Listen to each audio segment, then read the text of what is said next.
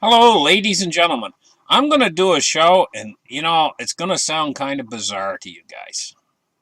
It's going to sound kind of strange, but it's not really strange. It's completely within rational science.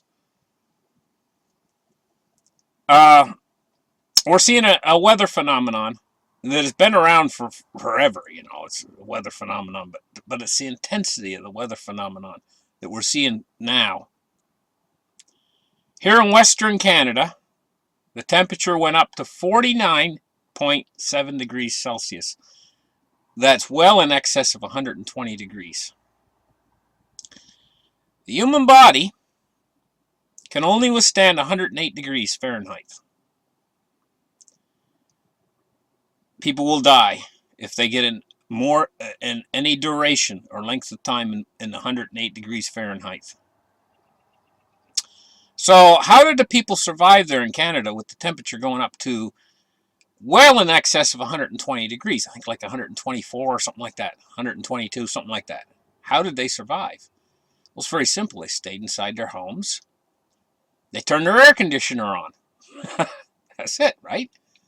And if they didn't have air conditioning, they went maybe into their bathtub inside their house and poured water on themselves or whatever during the heat of the day. People probably had great difficulty in that area. A lot of people might have just packed up their bags and moved out of the area. So what caused this effect is something called a heat dome, or they call it a heat wave. It's a high pressure dome that builds over an area, and the heat builds up intensely within that. And this is a weather phenomenon. It's been around all along, but it's changing. Things are changing here in the world. And now these heat domes are growing more intense. This set an all-time new record for heat in Canada. Unbelievably hot. But we're not just seeing these heat domes in Canada, and these heat domes are rather large. They can extend for thousands of miles wide from one side of it to the other. Now, when one of these heat domes comes over your area, people naturally all turn their air conditioners on. It's a natural inclination. Our power grids need to be updated. Our power grids are getting to the point now where you guys saw what happened in Texas during that ice storm we had this winter.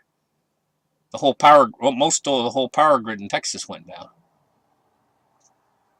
I'm looking ahead and I'm seeing a possibility to a couple things happening here. If one of these heat domes goes over a large region of the North American continent and settles in, it might happen this summer. I mean, this is still very early in the year. We're not even into the full blast effect of summer. What I'm talking about right now might happen this summer, and it might not be here in Canada. There might be one that settles in the southeastern United States, or in the western part of the United States, or maybe in around the Texas area or something, a massive heat dome. Or it could be in Europe. Europe gets tremendously large heat domes. What happens if a heat dome like that comes over a region and the power grid goes down? Well, then the air conditioners don't function. And the temperature we can see now in these heat domes can get up to and exceed 120 degrees. Well, what about your elderly loved ones? What about the people in your house? What's the solution? Well, I've been thinking about this for a little while. And I think the solution would be a generator and a window air conditioner that's portable. Something that's small and doesn't take that much power. So you can run it off grid. Now, if they've got these new type of generators out there now. They're called inverter generators, and they're very quiet. And they don't use very much power. No, I mean, they don't use very much gas. They're very reliable. And they're not all that expensive either. They got a few things going for them over the older type generators, the ones that you can hear, your whole neighborhood can hear it rattling away, the older type generators. These generators, you can't hear it more than 40 or 50 feet away. It's so quiet. It doesn't make much noise. And they're gas sippers. I personally got myself one. And I tried it on my window air conditioner. I got 4,000 BTU window air conditioner. One of the cheap ones. You don't need a big expensive air conditioner. I got one of these uh, little ones they sell at Home Depot for like 100 and something bucks, right? Brand new. And I tried it on the inverter. I bought the inverter at Home Depot too. It wasn't an inverter generator. It wasn't real expensive, you know. The whole package was considerably less than $1,000, U.S. dollars. I'm talking about, and it's portable. You got a handle on the generator. You can pick it up. You can carry it anywhere you want. And we get one of these heat domes, what if the power goes out? Well, as long as you got a 5-gallon can of gas, an inverter generator, and a window air conditioner, a small one, you can even use the thing outside. You could sit it on a chair or something and point it at you in the shade and turn it on and turn on the generator. And believe it or not, I tried mine out. And I found that I could put it in economy mode and it would still run the window air conditioner because the window air conditioner doesn't pull that many watts. Nice cold air was coming out of it. And in economy mode, 1 gallon will last 9 hours in my particular uh, inverter generator. It was very quiet, and with an inverter generator, there's another thing about it. With the older generators that are very noisy and they rattle away and make a lot of noise, you shouldn't run your computers or your television off of those.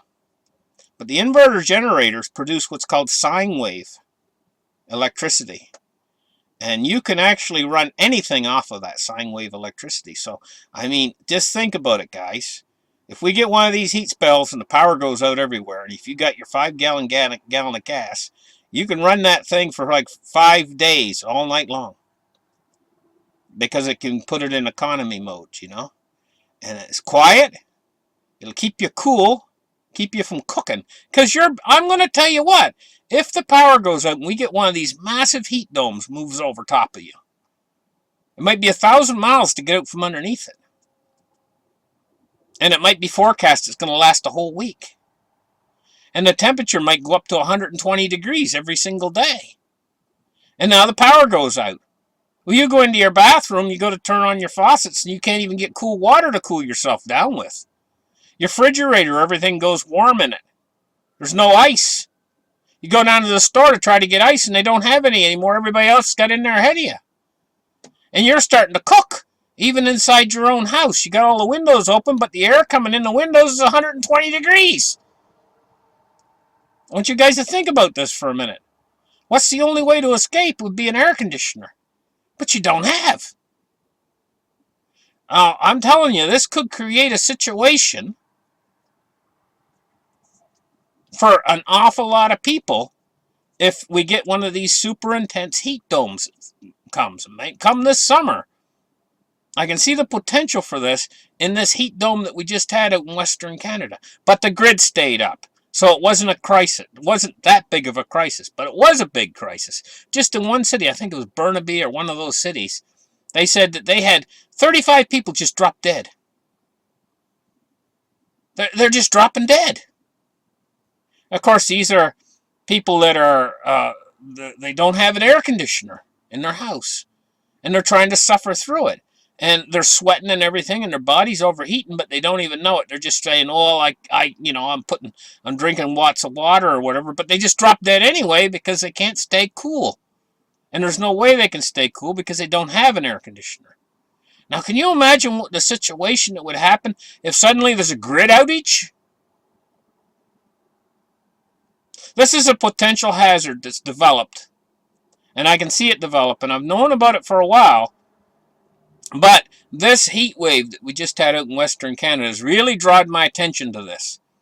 And a couple reasons why. One is because it started so early in the season, the summer season, and it had such intensity.